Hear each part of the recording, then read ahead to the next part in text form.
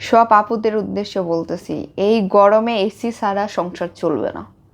রান্না বান্না হবে এসিতে, ঘর মোছা হবে এসিতে, কাপড় কাচা হবে এসিতে, মানে সব ধরনের কাজ চলবে এসির মধ্যে, ঠিক আছে?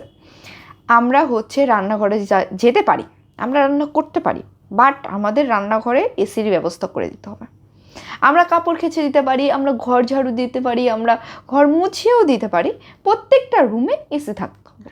আদারওয়াইজ আমরা কোনো কাজ করতে পারবো না। আমাদের সবাইকে একত্রে একসাথে লড়াই করতে হবে। আদারওয়াইজ কিন্তু এই গরমের মধ্যে আমাদেরকে কাজ করতে হবে, তারা কিন্তু ঠিকই এসির মধ্যে বসে বসে ঘুমাবে। সো মাথায় একটু বুদ্ধি খাটিয়ে হচ্ছে বুদ্ধি করেন যে এসি ছাড়া আমরা কাজ করব না, ঠিক আছে? তো তোমরা কোন কাজটা মানে করো তোমরা? এই যে ঝাড়ু দেওয়াই তো কাজের বুয়া করে।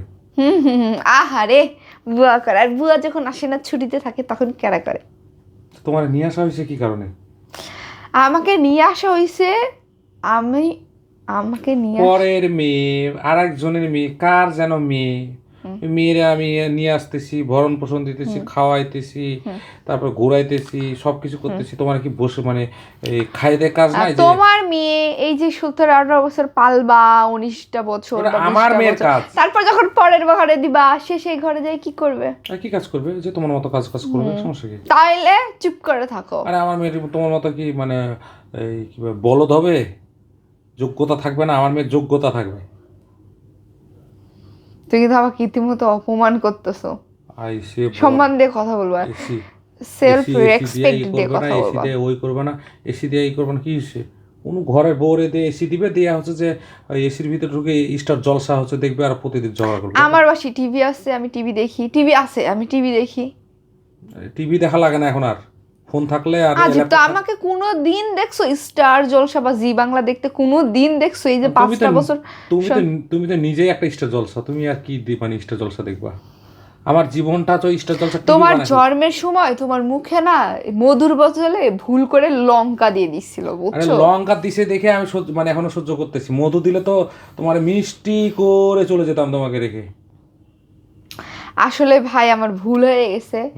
আমি যেটা বলতেছি, তোমার জন্মের সময় তোমার মুখে নুন দিয়েছিল, নুন আর পেঁয়াজ আর লঙ্কা একসাথে মিক্সড করে একটা পেস্ট বানাইছে, সাথে নিম পাতা সহকারে খাওয়াই দিছে, ঠিক আছে?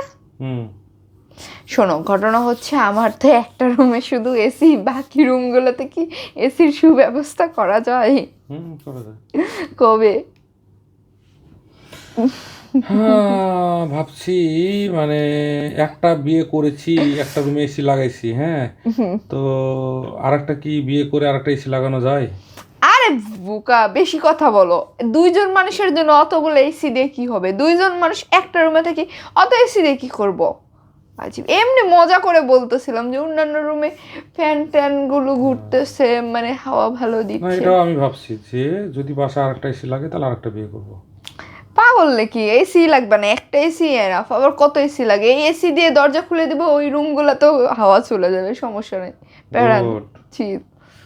লোহা কিভাবে সোজা হয় সেটা জানা আছে। কালকে রান্নাটা খেয়ে দেখো কেমন লাগে, কত টেস্ট হয়, তারপর আমাকে বলো লোহা গরম করলে কেমন হয় আর ঠান্ডা করলে কেমন হয়।